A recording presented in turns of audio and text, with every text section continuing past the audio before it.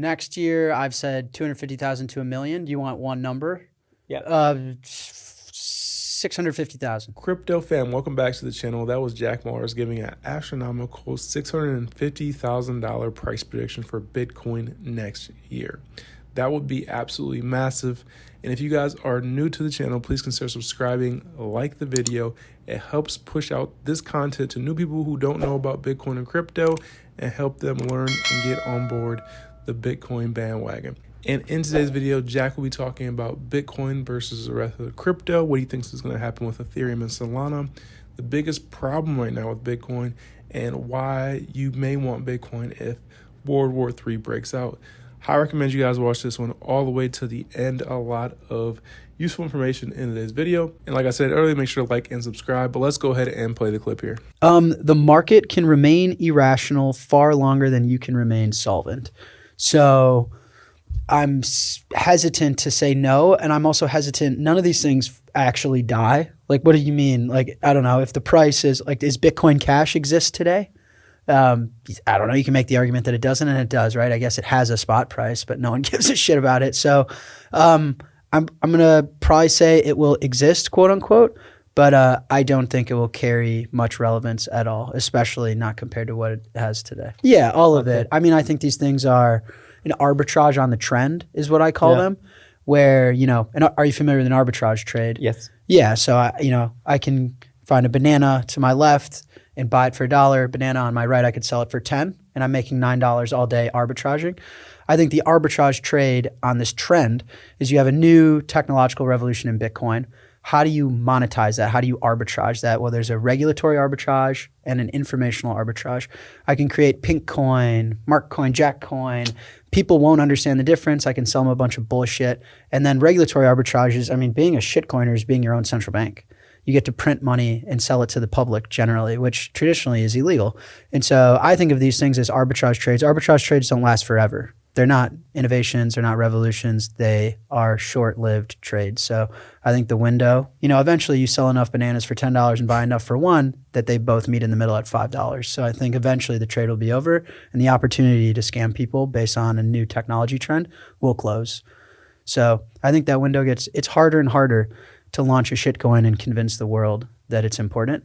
It used to be really easy 10 years ago. It's harder today. I think it'll be harder in 10 years from now. That's probably Bitcoin.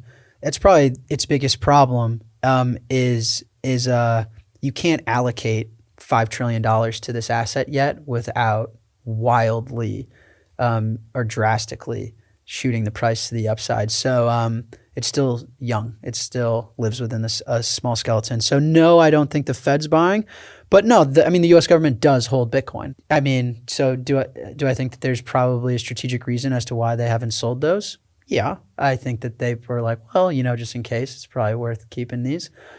So I do think that they're aware and thinking strategically about it. I'd have to think that because I live there and I hope so.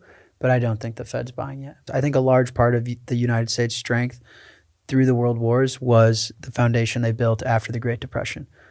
So the Great Depression wiped, so all the deficits, all the lending, all the fiat monetary system and policies were wiped out, and we reset on sound money, and the U.S. was in a really strong position there.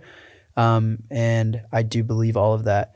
And I think what happened is the U.S. built this hegemony based on its success and being able to help others. So now what you have is the U.S. says, hey, we'll help you get on your feet. How can we do that? Well, instead of producing stuff for our own and trying to sell it to you because you're destroyed from a war and you have nothing, we'll let you produce stuff and give it to us. And we're importing raw material from these people for extremely cheap. Then we get to have jobs locally where they produce that raw material, and we get to export them all of our debt, right, and our new currency. So instead of the gold standard, we're on the U.S. Treasury and bond market standard, right? And that has to unwind because now we live in a world where everyone's back on their feet, right? And you know, how do empires fall? Is they overextend themselves from the easy productivity gains that were there, that were once real and are now gone. And so I think there are, like, as an American, I think the world we live in today is, hey, I'm glad everyone's healthy and back on their feet, and let's get back to just being good humans. But the United States has overextended its hegemony, and overextended its reach, and there is no low-hanging fruit productivity gains. And the productivity gains is the important part, because when you borrow money, you're expecting growth to pay it back. Yeah. And so if there's no easy productivity gains, then you can't pay the money back that you borrowed. And so there is not, like, everyone around is like, well, we're producing things. That's what a lot of the war is today, is like, I produce things, I want to sell it to you. And everyone's like, no, I'm producing things and I want to sell it to you. Everyone's overproduced stuff. There's an infinite amount of time and energy because of all the money printing everyone's done. So there's an infinite amount of stuff. The reason I like the empty closet that I produce out of is it's an exact example of this, is we live in an overconsumed world with too much shit. Like, how the fuck did any woman actually use that as a closet that I sit in? It's absolutely absurd. So I think that has to unwind.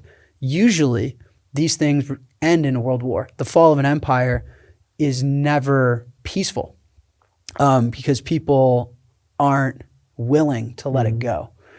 That's my fear, right? Same here. So and now you can't say that you're confident that that's not going to happen. I mean, things have gotten scary recently, for sure. So that's why it's a tough topic. But that's what I think you're seeing, is just the unwinding of that. And I'm hopeful that maybe the wars nowadays are going to be fought digitally as opposed to, like, kinetically with missiles and weapons. Maybe we fight them, like, maybe other countries own the Facebooks and the Googles or something. And I'm hopeful that it doesn't involve human blood.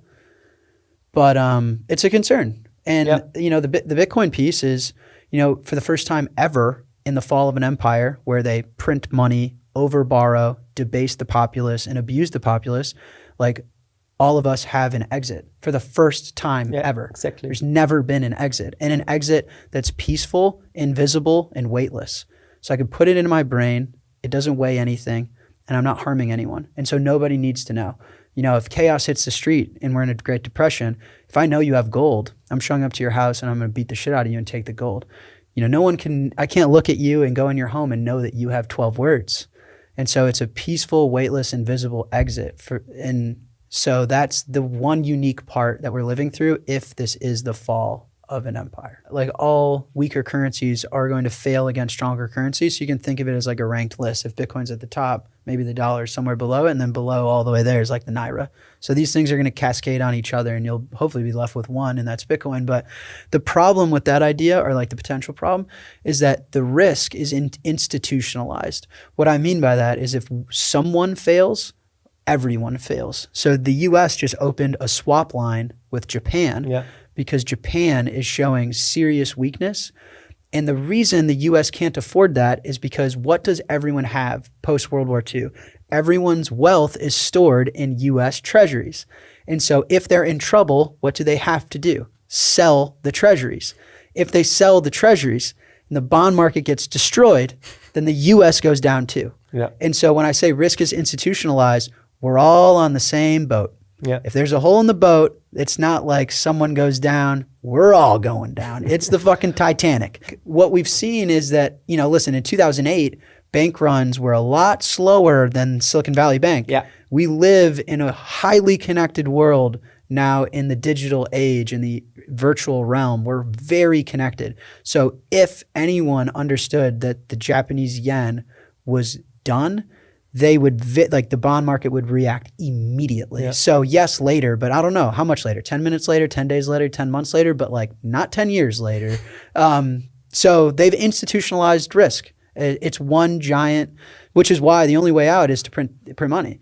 Even if you let all the banks fail and you reset through a Great Depression, well, okay, then no one's money is in the bank. Where is everyone going to go? Bitcoin. So, there's a painful way to exit and there's a sneaky way to exit. Printing money is the sneakier way to exit, but yeah, that's the problem. The problem is that they've institutionalized the risk too much to where theoretically the dollar is like the victor, but practically if everything else fails, so does the dollar because they're going to sell all the treasuries on their way down.